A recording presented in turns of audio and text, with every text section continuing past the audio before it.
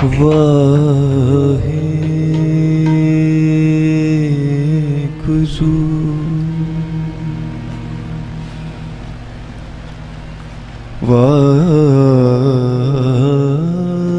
वाहेगुरु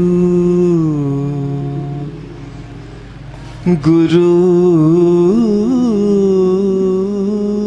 गरीब निवाज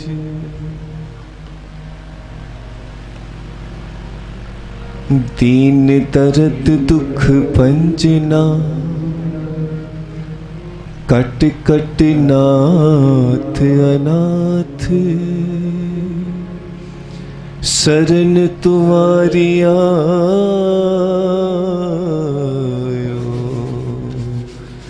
नानक के प्रसाद।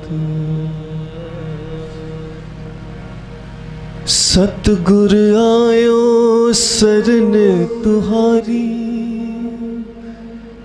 मिले सुख नाम हर शोभा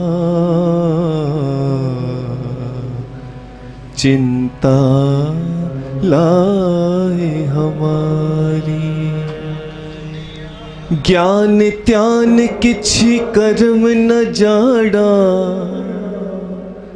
सार न जाड़ा तेरी सब ते वड्डा सतगुर नानक जिन कल राखी मेरी। आओ जिवें महापुरखा दा हुक्म है जदों भी कीर्तन दी आरंभता करनी है ये दो अनमोल पंक्तियां महाराज जी जरूर ये सेवा लेंदे हैं। 248 अंग ते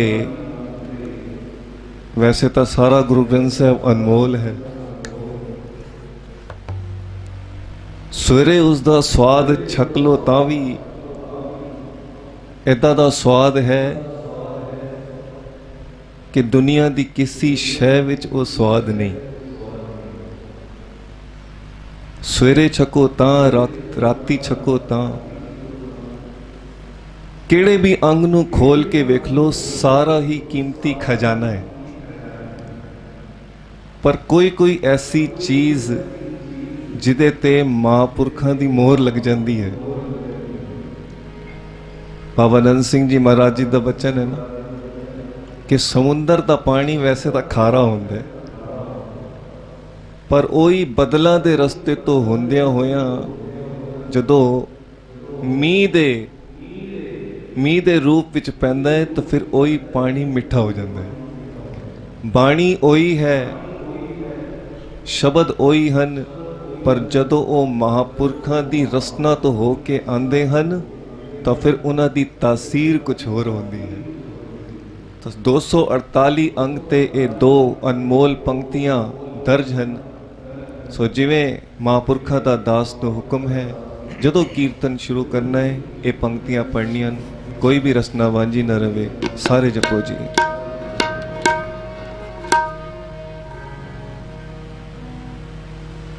तारिया जहान लहया अभिमान जिन्नी दर्शन पाया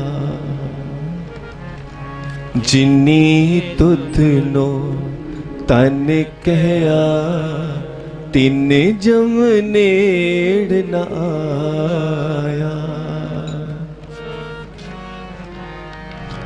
तारिया जहान लहया अभिमान जिन्नी दर्शन पाया जिन्नी तुध नो तन कहया तिन जम नेड़ न आया। सारे जपो तारिया जहान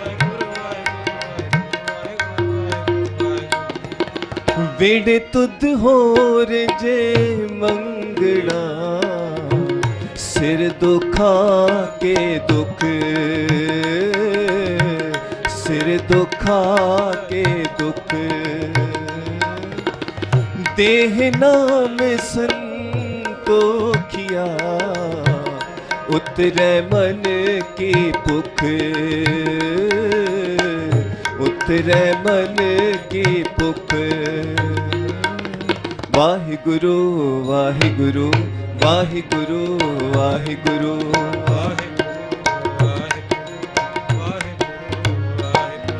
सतनाम सतनाम सतनाम जी, सतनाम सतनाम सतनाम जी। वाहेगुरु वाहेगुरु वाहेगुरु जी। कृपा कृपाल कर, कृपा कृपाल आपे बख्श ले,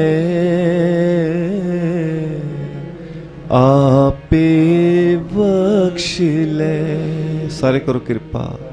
आपे बख्श ले,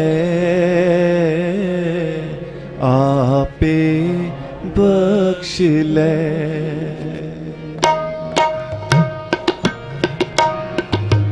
आपे बख्श ले, आपे बख्श ले। कर कृपा कृपाल, कर कृपा कृपाल आपे बख्श ले,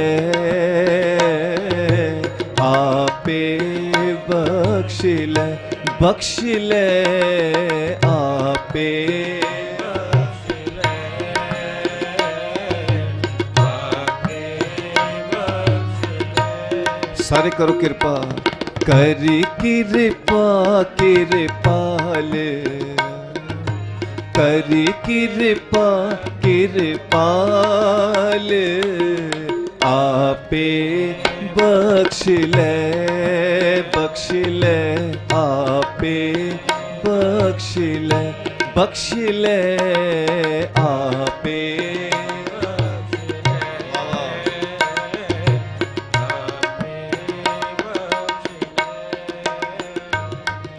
सदा सदा जपी तेरा नाम, नाम सदा सदा जपी तेरा नाम।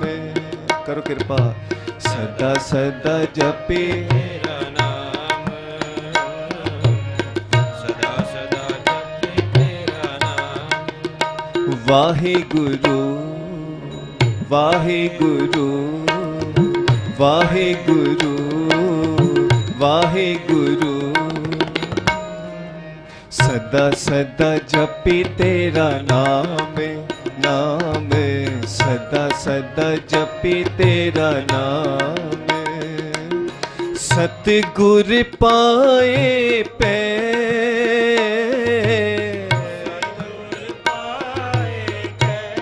हो सतगुर पाए पै,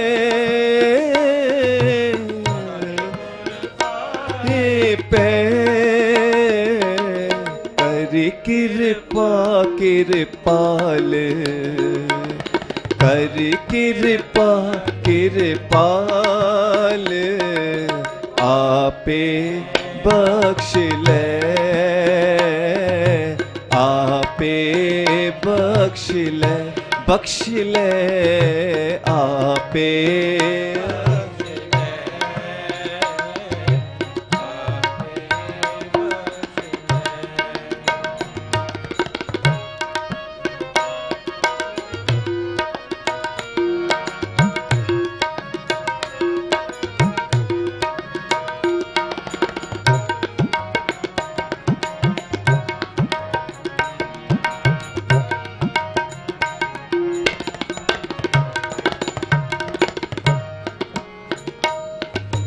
मन तन अंतर वस,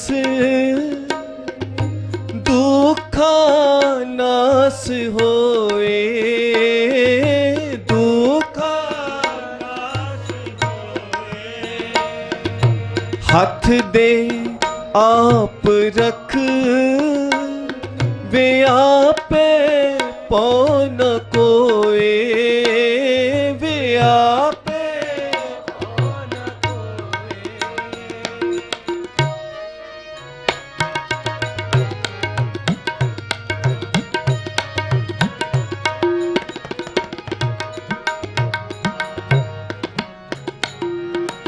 मन तन अंतर बस दुखा नास होए, हाथ दे आप रख वे आपे पौन कोए, वे आपे पौन कोए, वे आपे पौन कोए, वे आपे पौन कोए। कर कृपा कृपाल, कर कृपा कृपाल, आपे बख्श ले, आपे बख्श ले, बख्श ले आपे।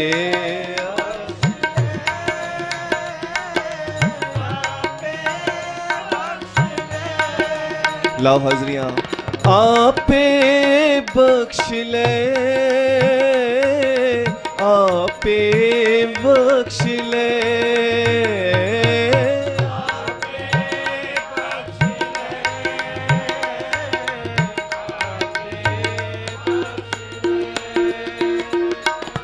आपे बख्श ले, आपे बख्श ले। वाहिगुरु जी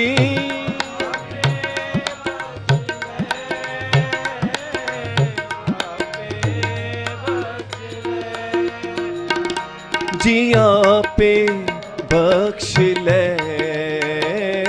जी आपे बख्श ले। कर कृपा कृपाल, कर कृपा कृपाल, आपे बख्श ले,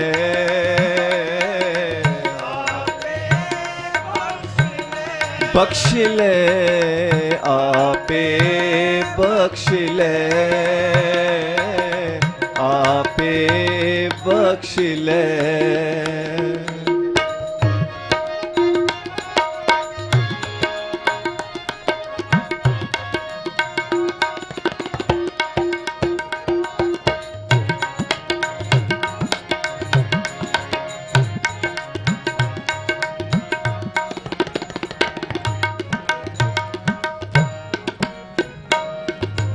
गुण गावा दिन रैण, एते कम मिलाए,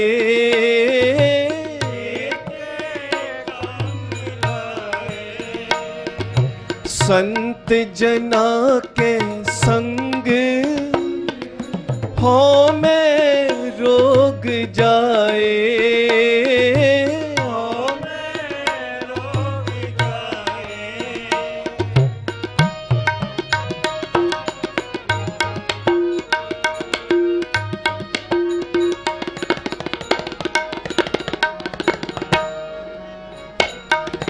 गुण गावा दिन रैण, एते कम लाए, संत जना के संग हो में रोग जाए, जी हाँ में रोग जाए, जी हाँ में रोग जाए। कर कृपा कृपाल, कर कृपा कृपाल, आपे बख्श ले, आपे बख्श ले, बख्श ले आपे।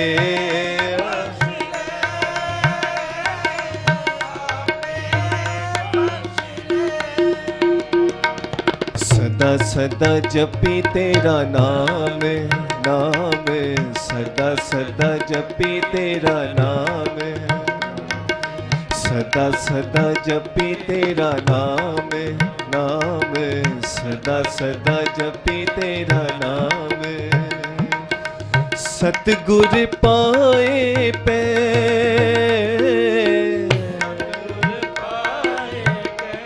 हो सतगुर पाए पे, सतगुर पाए पे। हर कृपा कृपाल, हर कृपा कृपाल। आपे बख्श ले,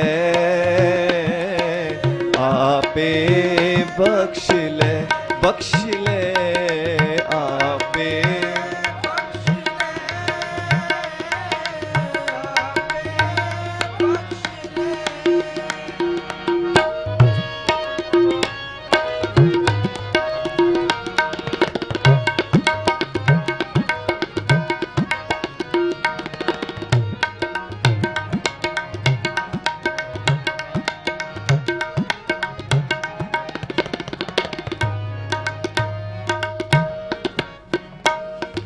सरब निरंतर खसम एको रव रहया,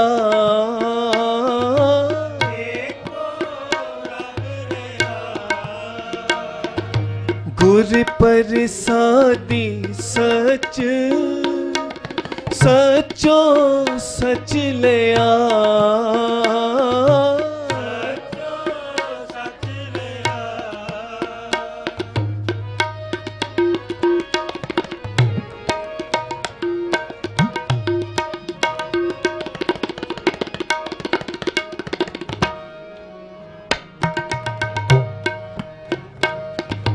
सर्ब निरंतर खसम एको रव रहया,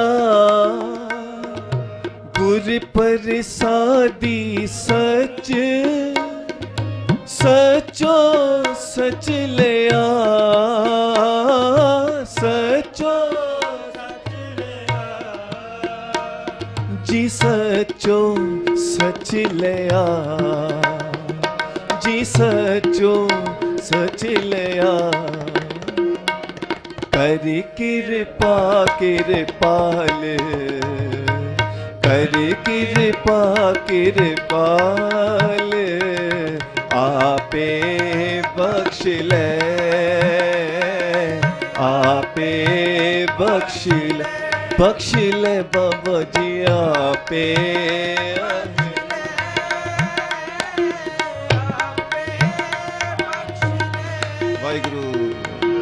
आपे बख्श ले सतगुरु जी, आपे बख्श ले,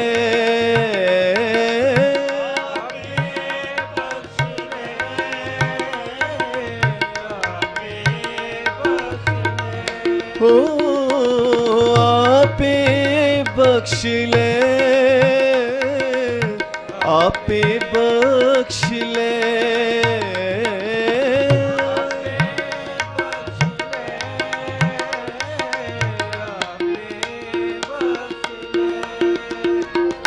जी आपे बख्श ले, जी आपे बख्श ले। कर कृपा कृपाल, कर कृपा कृपाल। आपे बख्श ले,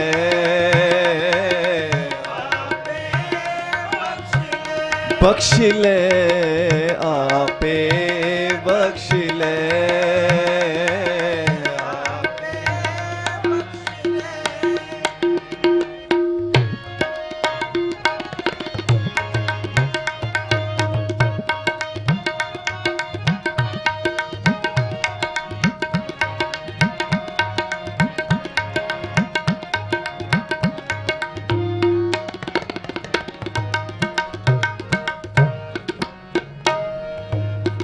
दया करो दयाल, अपनी सिफत दे हो।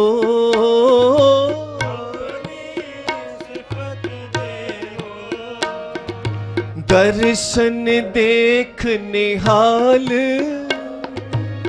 नानक प्रीत एहे, नानक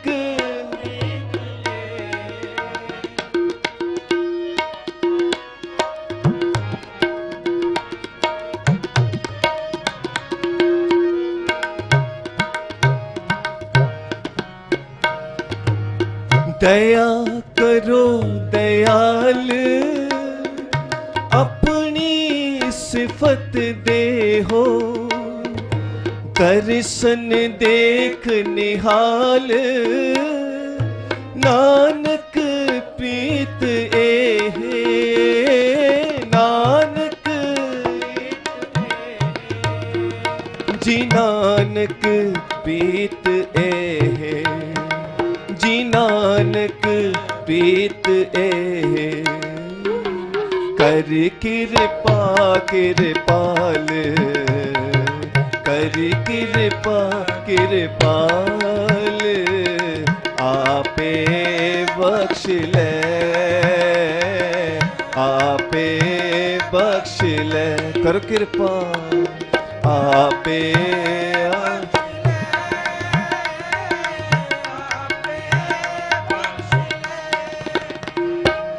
आपे बख्श ले,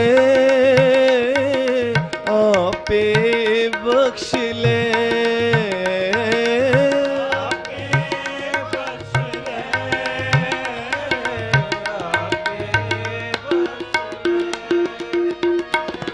आपे बख्श ले, आपे बख्श ले, आपे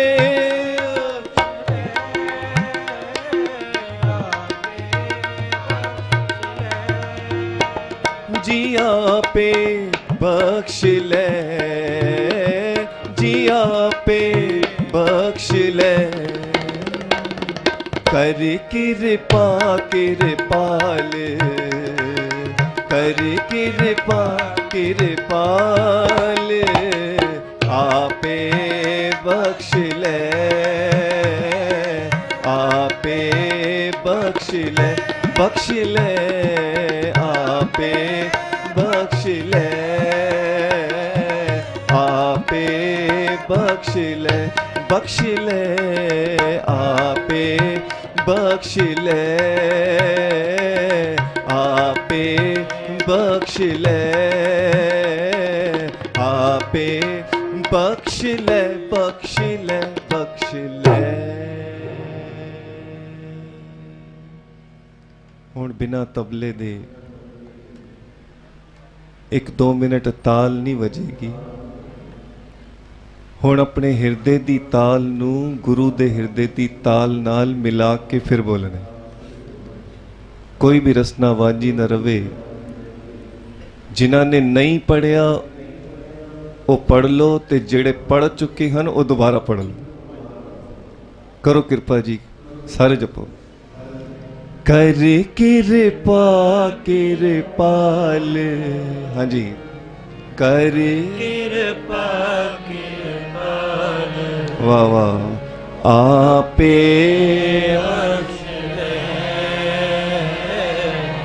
ਆਪੇ बख्श ले, आपे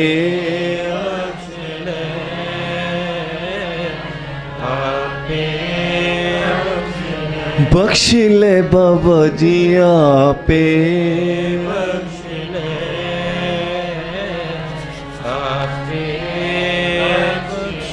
ये तो वडियाई है गुरु नानक दे घर दी।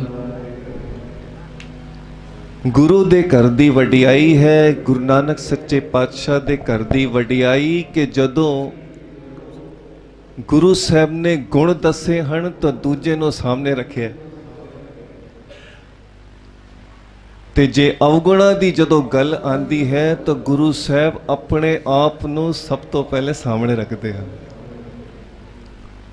ਜਦੋਂ ਗੁਣ ਦੱਸਣੇ ਹੋਣ ਤਾਂ ਬਾਣੀ ਕਹਿੰਦੀ ਹੈ, ਗੁਰੂ ਅਰਜਨ ਦੇਵ ਸੱਚੇ ਪਾਤਸ਼ਾਹ ਸੁਖਮਨੀ ਸਾਹਿਬ ਦੀ ਬਾਣੀ ਵਿੱਚ ਕਹਿੰਦੇ ਹਨ, ਸੇ ਸਿਮਰੈ ਜਿਨ ਆਪ ਸਿਮਰਾਏ, ਔਰ ਇੱਥੇ ਹੀ ਬਸ ਨਹੀਂ, ਨਾਨਕ ਤਾਕੇ ਲਾਗੋ ਪਾਏ।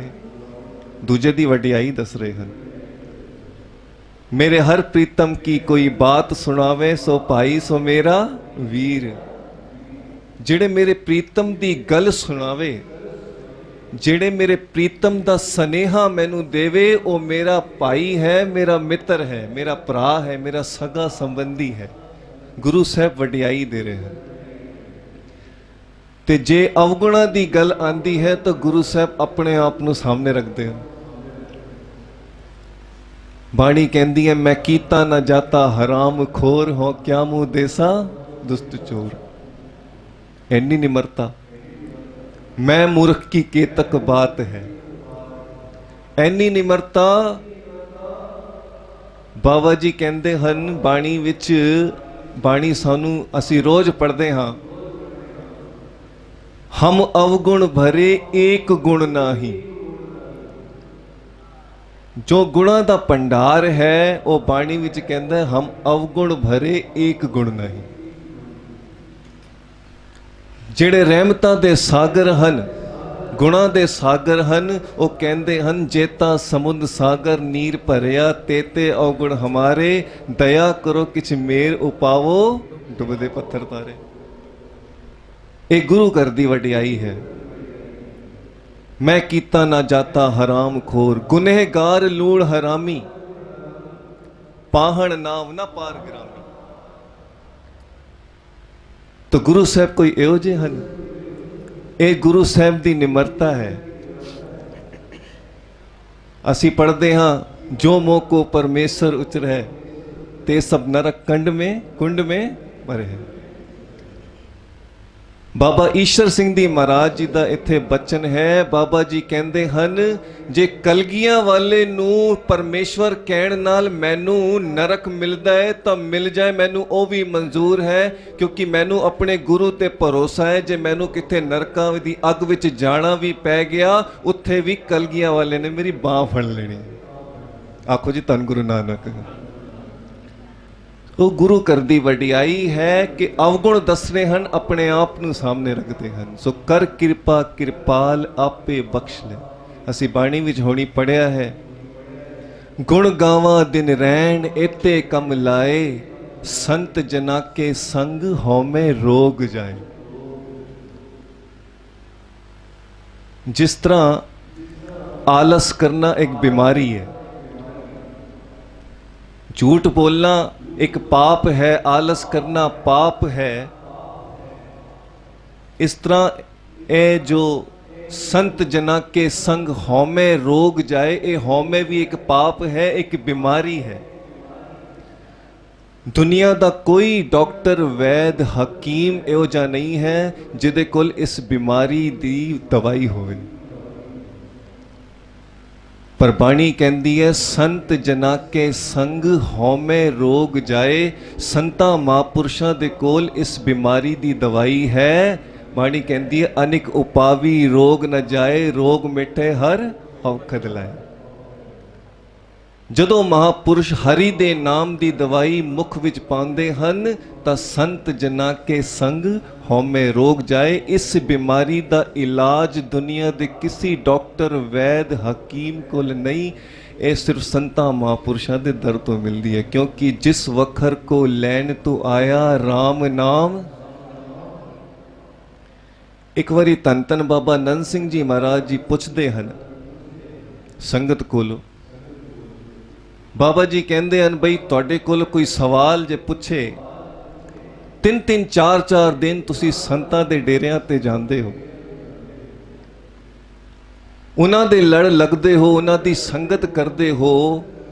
ਬਈ ਕਈ ਸ਼ੰਕਾਵਾਦੀ ਪ੍ਰਸ਼ਨ ਕਰਦੇ ਹਨ, ਹੈ ਕਿਸੇ ਕੋਲ ਕੋਈ ਜਵਾਬ?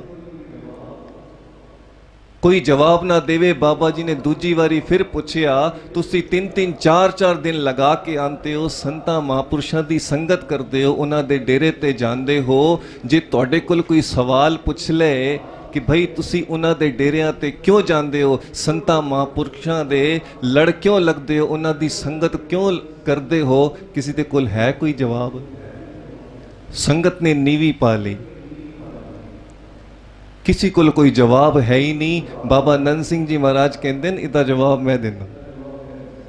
बाबा जी कहते हैं इदा जवाब यह है, असी नहीं जानते, असी तो हाँ सिख गुरु नानक दे गुरु ग्रंथ साहब साडे घर है, पर की करिए जदों पाठ करते हाँ मूँह ते चपेड़ मार के आंदे हाँ इत्थे की कर रहे हैं संतां कोल जा, मूँह ते चपेड़ मार के आंदे हाँ इत्थे की कर रहे हैं संतां कोल जा। क्योंकि गुरु ग्रंथ साहब की बाणी थां थां ते सानू संतां महापुरुषां की महिमा के बारे में दसदी है। संतां की होए दासरी, हम संतन की रेन प्यारे, हम संतन की सरना, महिमा साधु संग की सुनो मेरे मीता। ये तो गुरु साहब सानू हुक्म करते हैं कि संतां महापुरुषां की संगत कर। इस करके जो हौमे दा रोग, जो हंकार की बीमारी मैनू लगी है, उस बीमारी का इलाज सिर्फ संत महापुरुष कोल है। क्योंकि वो हरि दे नाम की दवाई जदों साडे मुख विच पांदे हन ते ये हंकार का रोग मिटदा है। सो आओ असी सारे, कोई बंदा जिहड़ा इस संगत विच बैठा होवे जो ये गारंटी दे के कह देवे कि मैं गुनहगार नहीं हाँ। सारे गुनहगार हाँ, सारे गुनहगार हाँ, असी इत्थे गुनाह बख्शाण आए हो। धन गुरु नानक सच्चे पातशाह दे चरणों विच बेनती है गरीब निवाज, हुण इहो जी किरपा कर दे कि अज इस समागम विच हाज़री भरी है। कल तो अगर कोई बंदा 4 बजे उठता है सवेरे तो उसने अगाह दे तरले पाने हन। महाराज जी दे चरणों विच बेनती करनी है, जे 4 बजे उठदा सिर ते हाथ रख दो, कल तो मैं 3 बजे उठा। आखो जी धन गुरु नानक। जेड़ा 3 बजे उठदा है वो पूछे बई मैं की करा, उसने भी अगाह दे तरले पाने हन। उसने बेनती करनी है गरीब निवाज किरपा करो हुण मैं 2:30 बजे उठा। तो जेड़े 2:30 बजे उठते हैं अगर वो पुछते हैं कि फिर मैं की करा बेनती, उन्हें बेनती करनी है गरीब निवाज इहो जा दिन मेरी जिंदगी विच मेरे जीवन विच आ जावे, नानक जित वेला विसरे मेरा स्वामी, तित वेले मर जाए जियो मेरा। जिस वेले मैनू तेरा नाम विसर जाए, जिस वेले जिस घड़ी मैनू तेरा नाम चित ना आवे, सच्चे पातशाह मैनू इवें लगे मेरी मौत हो रही है। एक बारी प्यार नाल आखो धन गुरु नानक। साध संगत बोलो जी धन गुरु नानक। सो असी सारे गुनेगार हाँ, नित दे अमृत वेले दे बूवे बंद हन और इस बूवे दी चाबी धन गुरु नानक सच्चे पातशाह तेरे कोल है। कृपा कर कह रविदास आस लग जीवो, चिर भयो दर्शन देखे। सारे अपनी अपनी उम्र ते बई झाती पा लेना। किसी दी उम्र 30 साल 35 साल 40 साल, कोई 50 साल का भी हो सकता है, कोई 60 साल का भी हो सकता है। उदाहरण के तौर पर किसी दी उम्र जे 40 साल है, किसी दी उम्र 40 साल है, अज महाराज जी के चरणों विच बेनती करनी है गरीब निवाज 40 साल की उम्र गुजारी है, 40 साल अमृत वेले दे बूवे अजे तक नहीं खुले, वो बंद पए हन क्योंकि उन्हां दी चाबी तेरे कोल है। सच्चे पातशाह कृपा कर दे, अज ऐसी रहमत कर दे, नित दे अमृत वेले दे बूए खुल जाण। आखो जी धन गुरु नानक। जिथे सच है ये महापुरुषां दा दर है, ये सच्चाई दा दर है, इत्थे नाम दी वर्खा होंदी। कल मैं भाई साहब भाई गुरु इकबाल सिंह जी का कीर्तन जो लाइव सुन रहा सी,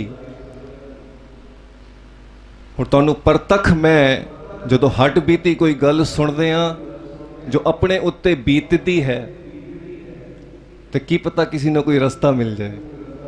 भाई साहब का जो कीर्तन सुन रहे सां, अज कीर्तन लगाया नहीं सी, कीर्तन लगाण ही वाले सी, ते मन विच ख्याल आया कल जदों मैं इस दर ते आवांगा, महाराज जी बाँह फड़ के मैनू इत्थे लैके आणगे तो इत्थे मैं हाज़री भरांगा। जिस वखर को लैन तो आया, राम नाम संतन घर पाया। भाई साहब ने शब्द पढ़ दिता, ए व्यापार विरला व्यापार है, यही शब्द सी। ਚਲੋ ਇੱਕ ਗੱਲ ਨੂੰ ਸੁਣ ਕੇ ਕੋਈ ਕਹਿ ਸਕਦਾ ਹੈ ਇਹ ਕੋਇਨਸੀਡੈਂਸ ਹੈ, ਇੱਕ ਚਾਂਸ ਹੈ, ਇਹ ਤਾਂ ਤੁੱਕੇ ਵਾਲੀ ਗੱਲ ਹੈ, ਜਿਹੜਾ ਤੁਸੀਂ ਸੋਚਿਆ ਉਹੀ ਹੋ ਗਿਆ। ਪਰ ਜੋ ਅਸੀਂ ਸੋਚਦੇ ਹਾਂ ਉਹੀ ਘਟਨਾ ਅਗਰ ਹੋ ਜਾਏ, ਇਸ ਦਾ ਮਤਲਬ ਉਹ ਸੱਚਾਈ ਦਾ ਦਰ ਹੈ।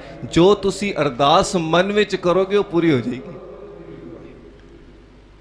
ਜਦੋਂ ਭਾਈ ਸਾਹਿਬ ਇਹ ਸ਼ਬਦ ਪੜ੍ਹ ਰਹੇ ਸਨ, ਜਦੋਂ ਭਾਈ ਸਾਹਿਬ ਨੇ ਵਿਚਾਰ ਸਾਹਮਣੇ ਰੱਖੇ, ਵਿਚਾਰ ਸੁਣਦੇ ਸੁਣਦੇ ਦਾਸ ਨੂੰ ਸੰਤ ਬਾਬਾ ਸੁਖਦੇਵ ਸਿੰਘ ਜੀ ਭੁੱਚੋ ਸਾਹਿਬ ਵਾਲੇ ਦੇ ਬਚਨ ਯਾਦ ਆ ਗਏ ਕਿ ਅੰਮ੍ਰਿਤ ਵੇਲੇ ਦੀ ਮਾਫੀ ਕਿਸੇ ਅਮੀਰ ਨੂੰ ਨਹੀਂ, ਕਿਸੇ ਗਰੀਬ ਨੂੰ ਨਹੀਂ, ਕਿਸੇ ਪ੍ਰਧਾਨ ਨੂੰ ਨਹੀਂ, ਕਿਸੇ ਸੇਵਾਦਾਰ ਨੂੰ ਨਹੀਂ, ਕਿਸੇ ਸੰਤ ਨੂੰ ਨਹੀਂ।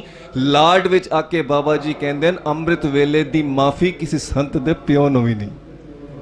ਇਹ ਵਚਨ ਦਾਸ ਦੇ ਮਨ ਵਿੱਚ ਚੱਲ ਰਹੇ ਸਨ। ਭਾਈ ਸਾਹਿਬ ਨੇ ਉਹੀ ਵਚਨ ਬੋਲ ਦਿੱਤੇ, ਦੂਜੀ ਹੱਡ ਬੀਤੀ। ਹੁਣ ਸੁਣ ਕੇ ਹੈਰਾਨ ਹੋ ਜਾਓਗੇ, ਜਦੋਂ ਭਾਈ ਸਾਹਿਬ ਉਹ ਕੀਰਤਨ ਕਰ ਰਹੇ ਸਨ, ਵਿਚਾਰ ਚਲਦੇ ਚਲਦੇ ਜਦੋਂ ਅੱਗੇ ਤੱਕ ਪਹੁੰਚੀ, ਕੀਰਤਨ ਸਮਾਪਤੀ ਵੱਲ ਜਾ ਰਿਹਾ ਸੀ, ਦਾਸ ਨੇ ਸੋਚਿਆ ਕਿ ਕਿੱਥੇ ਭਾਈ ਸਾਹਿਬ ਉਹ ਅੱਜ ਸ਼ਬਦ ਪੜ੍ਹ ਦੇਣ, ਮੰਗੋ ਰਾਮ ਤੇ ਇੱਕ ਦਾਨ, ਮੰਗੋ ਰਾਮ ਤੇ ਇੱਕ ਦਾਨ, ਸਗਲ ਮਨੋਰਥ ਪੂਰਨ ਹੋਏ, ਸਿਮਰੋ ਤੁਮਰਾ ਨਾਮ। ਇਹ ਤੀਜੀ ਹੱਡ ਬੀਤੀ। ਜਿੱਦਾਂ ਹੀ ਇਹ ਮਨ ਵਿੱਚ ਖਿਆਲ ਆਇਆ, ਭਾਈ ਸਾਹਿਬ ਨੇ ਸ਼ਬਦ ਦੀਆਂ ਤੁਕਾਂ ਪੜੀਆਂ, ਇਹੀ ਸੁਣਨਾ। ਇਹ ਤੀਜੀ ਹੱਡ ਬੀਤੀ। ਤੇ ਜੋ ਅਸੀਂ ਸੱਚੇ ਦਰ ਤੇ ਆ ਕੇ ਸੋਚਦੇ ਹਾਂ, ਅਗਰ ਉਹੀ ਚੀਜ਼ ਉਹੀ ਸ਼ੈ ਸਾਡੇ ਸਾਹਮਣੇ ਆਂਦੀ ਹੈ, ਇਹਦਾ ਮਤਲਬ ਇਹ ਹੈ, ਭਾਵ ਇਹ ਹੈ ਕਿ ਉੱਥੇ ਨਿਰੰਤਰ ਨਾਮ ਦੀ ਵਰਖਾ ਹੋ ਰਹੀ ਹੈ। ਆਖੋ ਜੀ ਧੰਨ ਗੁਰੂ ਨਾਨਕ। ਪਰ ਤੱਕ ਨੂੰ ਪ੍ਰਮਾਣ ਦੀ ਲੋੜ ਨਹੀਂ, ਪਰ ਤੱਕ ਨੂੰ ਕੋਈ ਸਰਟੀਫਿਕੇਟ, ਕੋਈ ਪ੍ਰਮਾਣ ਦੀ ਲੋੜ ਨਹੀਂ, ਕਿਸੇ ਨੂੰ ਬਾਂਹ ਖਿੱਚ ਕੇ ਲਿਆਣੇ ਦੀ ਲੋੜ ਨਹੀਂ। ਜਿਹੜਾ ਸੱਚਾ ਦਰ ਹੈ ਉੱਤੇ ਤਿਲ ਸੁੱਟਣ ਦੀ ਵੀ ਥਾਂ ਨਹੀਂ ਹੁੰਦੀ। ਸੰਤ ਸੁਜਾਨ ਸਿੰਘ ਜੀ ਮਹਾਰਾਜ ਜੀ ਕੋਲ ਕੋਈ ਪ੍ਰਸ਼ਨ ਕਰਦਾ ਹੈ, ਬਈ ਬਾਬਾ ਜੀ ਦੀ ਕੋਈ ਵਡਿਆਈ ਦੱਸੋ, ਬਾਬਾ ਨੰਦ ਸਿੰਘ ਜੀ ਮਹਾਰਾਜ ਜੀ ਦੀ। ਤਾਂ ਮਹਾਰਾਜ ਜੀ ਕਹਿੰਦੇ ਹਨ, ਜੇ ਬਾਬਾ ਜੀ ਦੀ ਵਡਿਆਈ ਦੇਖਣੀ ਹੈ, ਸੁਣਨੀ ਹੈ, ਤਾਂ ਸਵੇਰੇ ਘਰ ਆ ਜਾਈਂ, ਆਪੇ ਪਤਾ ਲੱਗ ਜਾਏਗਾ। ਆਖੋ ਜੀ ਧੰਨ ਗੁਰੂ ਨਾਨਕ। ਦੁਨੀਆ ਵਿੱਚ ਕੋਈ ਐਸੀ ਮਿਸਾਲ ਨਹੀਂ ਕਿ ਕਿਸੇ ਨੇ ਕੀਰਤਨੀਏ ਦਾ ਕੀਰਤਨ ਘਰ ਆ ਕੇ ਸੁਣਿਆ ਹੋਵੇ। ਅੱਜ ਤੱਕ ਮਹਾਰਾਜ ਜੀ ਦਾ ਕੀਰਤਨ ਸੰਗਤ ਇਵੇਂ ਸੁਣਦੀ ਹੈ ਜਿਵੇਂ ਮਹਾਰਾਜ ਜੀ ਉੱਤੇ ਪ੍ਰਤੱਖ ਰੂਪ ਵਿੱਚ ਕੀਰਤਨ ਕਰ ਰਹੇ ਹਨ। ਜਿੱਥੇ ਸੱਚ ਹੈ ਮਹਾਂਪੁਰਸ਼ਾਂ ਦਾ ਸਥਾਨ ਹੈ। ਹੁਣ ਮਹਾਰਾਜ ਜੀ ਦੀ ਗੱਲ ਨਿਕਲੀ ਹੈ, ਹੱਡ ਬੀਤੀ ਇੱਕ ਹੋਰ ਮੈਂ ਸੋਚਿਆ ਆਪ ਜੀ ਨਾਲ ਸਾਂਝੀ ਕਰ ਲਵਾਂ। 28 ਜਨਵਰੀ, ਬਹੁਤ ਦੂਰ ਨਹੀਂ, ਥੋੜੇ ਦਿਨ ਪਹਿਲੇ ਦੀ ਗੱਲ ਹੈ। ਦਾਸ ਦੇ ਘਰ ਧੰਨ ਸ਼੍ਰੀ ਗੁਰੂ ਗ੍ਰੰਥ ਸਾਹਿਬ ਜੀ ਦਾ ਪ੍ਰਕਾਸ਼ ਹੈ ਔਰ ਹਰ ਮਹੀਨੇ ਕੀਰਤਨ ਸਮਾਗਮ ਹੁੰਦਾ ਹੈ। 28 ਜਨਵਰੀ ਨੂੰ ਕੀਰਤਨ ਸਮਾਗਮ ਸੀ। ਜਲਦੀ ਭੋਗ ਪਾਣਾ ਸੀ ਕਿਉਂਕਿ ਸੰਗਤ ਕਹਿ ਰਹੀ ਸੀ ਵੀ ਲੇਟ ਹੋ ਗਿਆ ਹੈ। ਰਾਤੀ 9:40 ਦਾ ਸਮਾਂ ਹੈ। ਸੰਤ ਸੁਜਾਨ ਸਿੰਘ ਜੀ ਮਹਾਰਾਜ ਜੀ ਦੇ ਬਚਨ ਸਾਰੀ ਸੰਗਤ ਸੁਣ ਰਹੀ ਹੈ। ਐਦਾਂ ਹੀ ਇੱਕ ਸੋਹਣਾ ਜਿਹਾ ਸਥਾਨ ਮਹਾਰਾਜ ਜੀ ਨੇ ਬਖਸ਼ਿਆ ਹੈ ਘਰ ਵਿੱਚ, ਨਾਲ ਇੱਕ ਲੌਬੀ ਅਟੈਚ ਹੈ, ਸੰਗਤ ਬਹਿ ਜਾਂਦੀ ਹੈ। ਇਸ ਤਰ੍ਹਾਂ ਇਤਨੀ ਲੰਬੀ ਲੌਬੀ ਹੈ, ਸੰਗਤ ਬੈਠੀ ਹੋਈ ਹੈ। ਦਾਸ ਨੂੰ ਸਮਾਂ ਵੀ ਯਾਦ ਹੈ, ਕੁਝ ਚੀਜ਼ਾਂ ਮਨ ਵਿੱਚ, ਦਿਮਾਗ ਵਿੱਚ ਰਿਕਾਰਡ ਹੋ ਜਾਂਦੀਆਂ। 9:40 ਦਾ ਸਮਾਂ ਹੈ। ਮਹਾਰਾਜ ਜੀ ਬਚਨ ਕਰ ਰਹੇ ਹਨ। ਮਹਾਰਾਜ ਜੀ ਦੇ ਬਚਨ ਸਾਰੀ ਸੰਗਤ ਬੜੀ ਸ਼ਾਂਤੀ ਪ੍ਰੇਮ ਨਾਲ ਸੁਣ ਰਹੀ ਹੈ। ਜਦੋਂ ਅਸੀਂ, ਸਾਡੇ ਘਰ ਸਮਾਗਮ ਹੁੰਦਾ ਹੈ, ਅਸੀਂ ਮਹਾਰਾਜ ਜੀ ਦੇ ਚਰਨਾਂ ਵਿੱਚ ਬੇਨਤੀ ਕਰਨੇ ਆ, ਧੰਨ ਗੁਰੂ ਨਾਨਕ ਸੱਚੇ ਪਾਤਸ਼ਾਹ ਸਾਰੇ ਸਮਾਗਮ ਦੇ ਵਿਚਕਾਰ ਆਪ ਖਲੋ ਕੇ ਸਹਾਇਤਾ ਕਰਨੀ। ਵਿੱਚ ਕਰਤਾ ਪੁਰਖ ਖਲੋਵਾ, ਵਾਲ ਨ ਵਿੰਗਾ ਹੋਵਾ। ਲੰਗਰ ਦੀ ਵੀ ਕਮੀ ਨਾ ਆਵੇ, ਸੰਗਤ ਵੀ ਟੁੱਟ ਕੇ ਆਵੇ। ਸਾਰੇ ਸਮਾਗਮ ਦੇ ਵਿਚਕਾਰ ਤੁਸੀਂ ਆਪ ਖਲੋ ਕੇ ਸਹਾਇਤਾ ਕਰਨੀ ਹੈ। ਸਿਰ ਤੇ ਆਪ ਹੱਥ ਰੱਖ ਕੇ ਸੇਵਾ ਲੈਣੀ ਹੈ ਤੇ ਆਪ ਹੱਥ ਰੱਖ ਕੇ ਕੀਰਤਨ ਵੀ ਕਰਾਣਾ ਹੈ। ਦਾਸ ਨੇ ਜਦੋਂ ਇਹ ਬੇਨਤੀ ਕੀਤੀ, ਦਾਸ ਦੀ ਪਤਨੀ ਨੇ ਇੱਕ ਹੋਰ ਉੱਚੀ ਮੰਗ ਲਈ। ਜਦੋਂ ਦਾਸ ਦੀ ਪਤਨੀ ਨੇ ਇੱਕ ਅਰਦਾਸ ਕੀਤੀ ਤੇ ਹੋਏ ਇੱਕ ਹੋਰ ਉੱਚੀ ਮੰਗ, ਧੰਨ ਗੁਰੂ ਨਾਨਕ ਸੱਚੇ ਪਾਤਸ਼ਾਹ ਦੇ ਚਰਨਾਂ ਵਿੱਚ ਗਰੀਬ ਨਿਵਾਜ, ਅਸੀਂ ਸਾਰਿਆਂ ਨੂੰ ਬੁਲਾਇਆ ਹੈ, ਕਿਰਪਾ ਕਰੋ ਅੱਜ ਆਪ ਜੀ ਨੇ ਵੀ ਸਮਾਗਮ ਵਿੱਚ ਆਣਾ ਹੈ। ਅੱਜ ਆਪ ਜੀ ਨੇ ਵੀ ਸਮਾਗਮ ਵਿੱਚ ਆਣਾ ਹੈ ਤੇ ਇੱਥੇ ਹੀ ਬਸ ਨਹੀਂ, ਇੱਕ ਉੱਚੀ ਮੰਗ ਹੋਰ, ਇੱਕ ਉੱਚੀ ਮੰਗ ਹੋਰ ਦਾਸ ਦੀ ਪਤਨੀ ਅਰਦਾਸ ਕਰਦੀ ਹੈ। ਗਰੀਬ ਨਿਵਾਜ ਇੱਥੇ ਹੀ ਬਸ ਨਹੀਂ, ਆਣਾ ਹੀ ਤਾਂ ਹੈ, ਆਣਾ ਤੇ ਹੈ ਹੀ, ਤੁਹਾਨੂੰ ਸੱਦਾ ਦੇ ਰਹੇ ਹਾਂ, ਪਰ ਜਦੋਂ ਆਓ ਇੱਥੇ ਹੀ ਬਸ ਨਹੀਂ, ਸਾਨੂੰ ਪਤਾ ਵੀ ਲੱਗੇ ਕਿ ਤੁਸੀਂ ਆਏ ਹੋ। ਆਖੋ ਜੀ ਧੰਨ ਗੁਰੂ ਨਾਨਕ। ਸਾਨੂੰ ਇਸ਼ਾਰਾ ਹੋਣਾ ਚਾਹੀਦਾ ਹੈ, ਸਾਨੂੰ ਪਤਾ ਲੱਗਣਾ ਚਾਹੀਦਾ ਹੈ ਕਿ ਤੁਸੀਂ ਆਪ ਆਏ ਹੋ। 9:40 ਦਾ ਸਮਾਂ ਹੈ। ਸੰਤ ਸੁਜਾਨ ਸਿੰਘ ਜੀ ਮਹਾਰਾਜ ਜੀ ਦੇ ਬਚਨ ਸਾਰੀ ਸੰਗਤ ਸੁਣ ਰਹੀ ਹੈ। ਦਾਸ ਦੀ ਪਤਨੀ ਮਹਾਰਾਜ ਜੀ ਦੇ ਕਮਰੇ ਵਿੱਚ ਬੈਠੀ ਹੈ, ਸੰਗਤ ਵੀ ਬੈਠੀ ਹੈ। ਦਾਸ ਕੀਰਤਨ ਦੀ ਸੇਵਾ ਵਿੱਚ ਸੀ, ਉਸ ਦੇ ਬਾਅਦ ਸਾਰੇ ਬਚਨ ਸੁਣ ਰਹੇ ਸਨ। ਜਿਨ੍ਹਾਂ ਦੇ ਮਕਾਨ ਵਿੱਚ ਅਸੀਂ ਰਹਿੰਦੇ ਹਾਂ ਉਹਨਾਂ ਨੂੰ ਅਸੀਂ ਪਿਆਰ ਨਾਲ ਮਾਸੀ ਜੀ ਕਹਿੰਦੇ ਹਾਂ। ਉਹ ਪਹਿਲਾਂ ਥੋੜੀ ਦੇਰ ਪਹਿਲਾਂ ਆਏ ਤੇ ਮੇਰੇ ਕੰਨ ਵਿੱਚ ਕਹਿਣ ਲੱਗੇ ਵੀ ਜਲਦੀ ਭੋਗ ਪਾਓ, ਕਿਉਂਕਿ ਸੰਗਤ ਕਹਿ ਰਹੀ ਹੈ ਪ੍ਰੋਗਰਾਮ ਲੇਟ ਹੋ ਰਿਹਾ। ਜਿੱਦਾਂ ਹੀ ਸਾਰੀ ਸੰਗਤ ਬਚਨ ਸੁਣਨ ਲੱਗੀ, ਮਹਾਰਾਜ ਜੀ ਦੀ ਰਿਕਾਰਡਿੰਗ ਲੱਗੀ ਹੋਈ ਹੈ, ਤੇ ਥੋੜੀ ਦੇਰ ਬਾਅਦ ਉਹ ਦਾਸ ਕੋਲ ਆਉਂਦੇ ਹਨ ਤੇ ਮੇਰੇ ਕੰਨ ਵਿੱਚ ਕਹਿੰਦੇ ਹਨ ਪ੍ਰੋਗਰਾਮ ਨੂੰ ਹੋਰ ਥੋੜਾ ਵਧਾਓ। ਮੈਂ ਕਿਹਾ ਹੋਣੀ ਥੋੜੀ ਦੇਰ ਪਹਿਲੇ ਤੁਸੀਂ ਕਹਿੰਦੇ ਸੀ ਕਿ ਪ੍ਰੋਗਰਾਮ ਸ਼ਾਰਟ ਕਰ ਦੋ, ਸੰਗਤ ਕਹਿ ਰਹੀ ਹੈ ਲੇਟ ਹੋ ਰਿਹਾ ਹੈ, ਹੁਣ ਤੁਸੀਂ ਕਹਿੰਦੇ ਹੋ ਪ੍ਰੋਗਰਾਮ ਨੂੰ ਹੋਰ ਖਿੱਚੋ, ਹੋਰ ਲੰਬਾ ਕਰੋ। ਇਹ ਕੀ ਕੌਤਕ ਹੈ। ਉਸ ਵੇਲੇ ਸਮਝ ਨਹੀਂ ਆਈ, ਉਸ ਵੇਲੇ ਤਾਂ ਜੋ ਹੁਕਮ ਸਤ ਵਚਨ, ਅਸੀਂ ਪ੍ਰੋਗਰਾਮ ਨੂੰ ਹੋਰ ਵਧਾਇਆ ਅੱਗੇ। ਇਹ ਰਾਜ਼ ਬਾਅਦ ਵਿੱਚ ਪਤਾ ਚੱਲਿਆ। ਜਿਸ ਸਮੇਂ ਮਹਾਰਾਜ ਸੰਤ ਸੁਜਾਨ ਸਿੰਘ ਜੀ ਦੇ ਬਚਨ ਸਾਰੀ ਸੰਗਤ ਸੁਣ ਰਹੀ ਸੀ, ਸ਼ਾਂਤ ਮਾਹੌਲ ਸੀ, ਰਸੋਈ ਦੇ ਭਾਂਡੇ ਖੜਕੇ, ਰਸੋਈ ਦੇ ਭਾਂਡੇ ਖੜਕੇ। ਦਾਸ ਦੇ ਸਾਲੇ ਸਾਹਿਬ, ਉਹਨਾਂ ਦੀ ਪਤਨੀ ਦਾਸ ਦੇ ਨਾਲ ਰਹਿੰਦੇ ਹਨ ਕਿਸੇ ਕੰਮ ਕਰਕੇ। ਉਹਨਾਂ ਦੀ ਪਤਨੀ ਬਾਹਰ ਲੌਬੀ ਵਿੱਚ ਬੈਠੀ ਹੈ, ਉਹ ਸੁਣਦੀ ਹੈ ਭਾਂਡੇ ਖੜਕਣ ਦੀ ਆਵਾਜ਼ ਆ ਰਹੀ।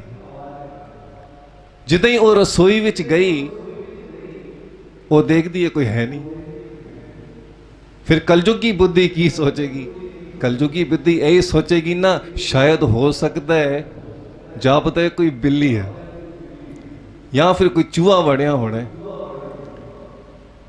ਉਹ ਦੇਖ ਕੇ ਆ ਗਈ, ਕੋਈ ਹੈ ਨਹੀਂ। ਕੋਈ ਇੱਕ ਟਕ ਦੀ ਆਵਾਜ਼ ਆਏ, ਗੱਲ ਸਮਝ ਆਂਦੀ ਹੈ ਭਾਂਡੇ ਖੜਕ ਰਹੇ ਹਨ। ਬਹਿ ਗਈ, 1-1.5 ਮਿੰਟ ਦਾ ਸਮਾਂ ਗੁਜ਼ਰਿਆ, ਫਿਰ ਭਾਂਡੇ ਖੜਕੇ। ਉਹ ਫਿਰ ਰਸੋਈ ਵਿੱਚ ਜਾਂਦੀ ਹੈ, ਫਿਰ ਦੇਖਦੀ ਹੈ ਕੋਈ ਹੈ ਨਹੀਂ। ਫਿਰ ਉਹਨੂੰ ਕੋਈ ਸ਼ੱਕ ਪੈ ਗਿਆ, ਆ ਕੇ ਫਿਰ ਬੈਠੀ, 1-1.5 ਮਿੰਟ ਦਾ ਸਮਾਂ ਫਿਰ ਗੁਜ਼ਰਿਆ, ਫਿਰ ਭਾਂਡੇ ਖੜਕੇ। ਜਦੋਂ 3-4 ਵਾਰੀ ਇੰਜ ਹੋ ਗਿਆ, ਉਹਨੂੰ ਸ਼ੱਕ ਪੈ ਗਿਆ, ਲੱਗਦਾ ਕੋਈ ਵੜ ਗਿਆ, ਕਿਉਂਕਿ ਸਾਰਾ ਘਰ ਖੁੱਲਿਆ ਹੈ, ਸਮਾਗਮ ਚੱਲ ਰਿਹਾ ਹੈ, ਮਹਾਰਾਜ ਜੀ ਦੇ ਬਚਨ ਸੁਣ ਰਹੇ ਹਨ, ਬੂਹੇ ਖੁੱਲੇ ਹਨ, ਕੀ ਪਤਾ ਕੋਈ ਕਮਰੇ ਵਿੱਚ ਵੜ ਗਿਆ ਹੋਵੇ। ਕਮਰੇ ਵਿੱਚ ਜਾ ਕੇ ਬੂਹੇ ਦੇਖਿਆ, ਬੂਹੇ ਦੇ ਓਲੇ ਕੋਈ ਛੁਪਿਆ ਹੋਵੇ, ਕੋਈ ਨਹੀਂ ਹੈ। ਸਾਰੀ ਰਸੋਈ ਵਿੱਚ ਵੇਖਿਆ, ਕਮਰੇ ਵਿੱਚ ਜਾ ਕੇ ਦੇਖਿਆ, ਕੋਈ ਹੈ ਨਹੀਂ। ਜਦੋਂ 4 ਵਾਰੀ ਇਦਾਂ ਹੋ ਗਿਆ, ਭਾਂਡੇ ਖੜਕ ਰਹੇ ਹਨ, ਉਹ ਦਾਸ ਦੀ ਪਤਨੀ ਕੋਲ ਆਈ, ਕਹਿਣ ਲੱਗੀ ਦੀਦੀ ਰਸੋਈ ਵਿੱਚ ਭਾਂਡੇ ਖੜਕ ਰਹੇ। ਜਦੋਂ ਦਾਸ ਦੀ ਪਤਨੀ ਨੇ ਜਾ ਕੇ ਦੇਖਿਆ ਕਿ ਉਹਦੇ ਭਾਂਡੇ ਖੜਕਣ ਦੀ ਆਵਾਜ਼ ਸੁਣੀ, ਤੇ ਉਸ ਵੇਲੇ ਇਹਨਾਂ ਨੂੰ ਆਪਣੀ ਅਰਦਾਸ ਯਾਦ ਆ ਗਈ। ਧੰਨ ਗੁਰੂ ਨਾਨਕ ਸੱਚੇ ਪਾਤਸ਼ਾਹ, ਅੱਜ ਆਪ ਜੀ ਨੂੰ ਸੱਦਾ ਦੇ ਰਹੇ ਹਾਂ, ਅੱਜ ਆਪ ਜੀ ਨੂੰ ਸੱਦਾ ਦੇ ਰਹੇ ਹਾਂ। ਆਪ ਜੀ ਨੇ ਵੀ ਸਮਾਗਮ ਵਿੱਚ ਆਣਾ ਹੈ, ਔਰ ਇੱਥੇ ਹੀ ਬਸ ਨਹੀਂ, ਜਦੋਂ ਆਓ ਤਾਂ ਸਾਨੂੰ ਪਤਾ ਵੀ ਲੱਗੇ ਕਿ ਤੁਸੀਂ ਆਪ ਆਏ ਹੋ।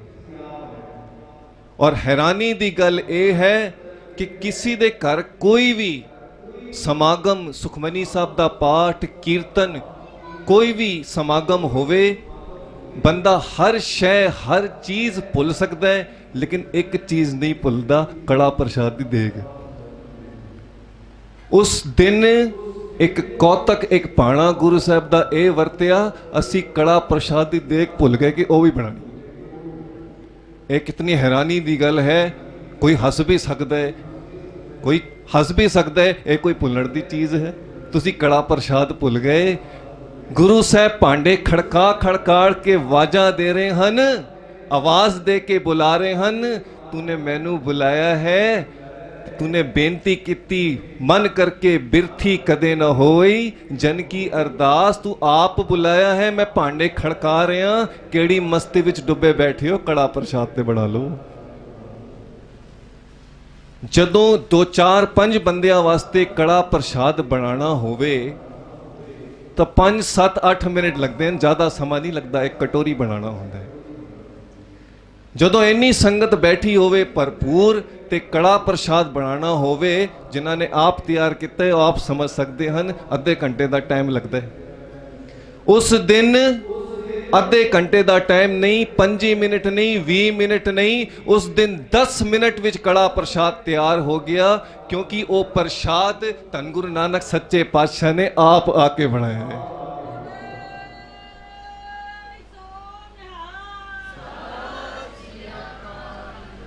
ਸੋ ਕਿਸੇ ਨੂੰ ਹੱਟ ਬੀਤੀ ਦੱਸਦੇ ਹੀ ਹੈ, ਹੋ ਸਕਦਾ ਹੈ ਕਿਸੇ ਨੂੰ ਰਸਤਾ ਮਿਲ ਜਾਏ।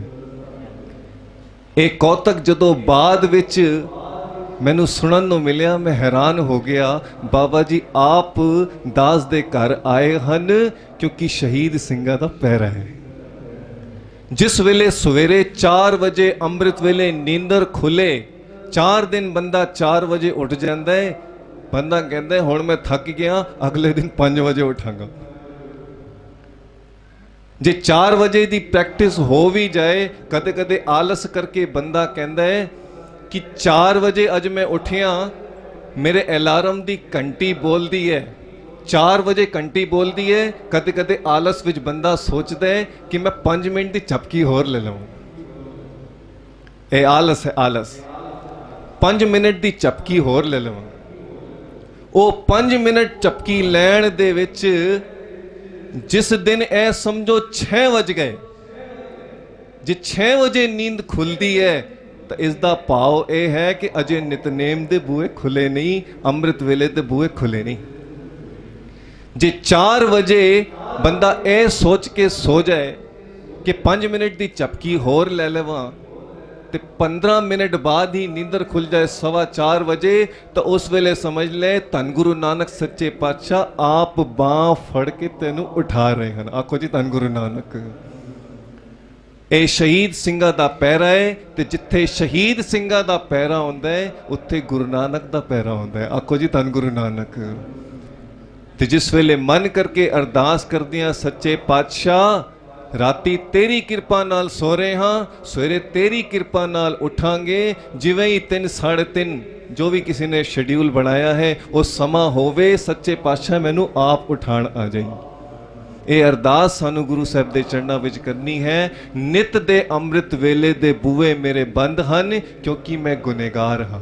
ਕਰ ਕਿਰਪਾ ਕਿਰਪਾਲ ਆਪੇ ਬਖਸ਼ ਲੈ। ਜੇ ਕੋਈ ਮੈਨੂੰ ਉੱਚੀ ਗੱਲ ਕਰਦਾ ਹੈ, ਮੈਨੂੰ ਕ੍ਰੋਧ ਆ ਜਾਂਦਾ ਹੈ, ਕਿਉਂਕਿ ਮੈਨੂੰ ਹੰਕਾਰ ਹੈ। ਸੱਚੇ ਪਾਤਸ਼ਾਹ ਮੈਂ ਤੇਰੇ ਦਰ ਦਾ ਗੁਨੇਗਾਰ ਹਾਂ।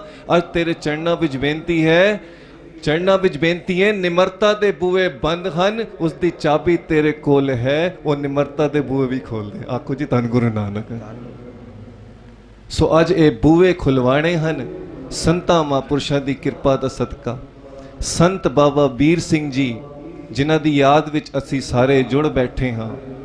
ਅਤਰ ਮੋਲ ਬਿਨ ਨਾ ਮਿਲੇ ਤੋਬੀ ਮੁਸ਼ਕ ਬਹਾਰ, ਕਬੀਰ ਸੰਗਤ ਇਉ ਭਲੀ ਜੋ ਭਈਏ ਪਾਸ ਅਤਾਰ। ਜੇ ਕਿਸੇ ਨੇ ਅਤਰ ਲੈਣਾ ਹੋਵੇ ਤਾਂ ਮੁੱਲ ਦੇਣਾ ਪਏਗਾ। ਜਿੰਨਾ ਚਿਰ ਮੁੱਲ ਨਹੀਂ ਦੇਗਾ ਅਤਰ ਨਹੀਂ ਲੈ ਸਕਦਾ, ਪਰ ਜਿੰਨਾ ਚਿਰ ਅਤਰ ਕੋਲ ਬੈਠਾ ਰਹੇਗਾ ਖੁਸ਼ਬੂ ਮੁਫਤ ਆਏਗੀ, ਮੁਫਤ ਆਏ। ਮੁੱਲ ਦੇਣ ਦੀ ਕੋਈ ਲੋੜ ਨਹੀਂ, ਖੁਸ਼ਬੂ ਮੁਫਤ ਆਂਦੀ ਹੈ। ਐਸੇ ਹੀ ਤਰ੍ਹਾਂ ਮਹਾਂਪੁਰਸ਼ਾਂ ਦੀ ਸੰਗਤ ਵਿੱਚ ਜਦੋਂ ਕੋਈ ਬੈਠਦਾ ਹੈ, ਉਸ ਨੂੰ ਨਾਮ ਦੀ ਖੁਸ਼ਬੂ ਲੈਣ ਵਾਸਤੇ ਕੋਈ ਮੁੱਲ ਦੇਣ ਦੀ ਲੋੜ ਨਹੀਂ। ਜਿਵੇਂ ਵੀ ਮਹਾਂਪੁਰਸ਼ਾਂ ਦੀ ਸੰਗਤ ਵਿੱਚ ਬੈਠੇਗਾ ਉਹ ਖੁਸ਼ਬੂ ਮੁਫਤ ਆਏਗੀ। ਆਓ ਅਸੀਂ ਸਾਰੇ ਗੁਨੇਗਾਰ ਹਾਂ। ਇਹ ਪੰਕਤੀਆਂ ਫਿਰ ਪੜ੍ਹ ਲਓ, ਕੋਈ ਵੀ ਰਸਨਾ ਵਾਂਝੀ ਨਾ ਰਵੇ। ਸਾਰੇ ਜਪ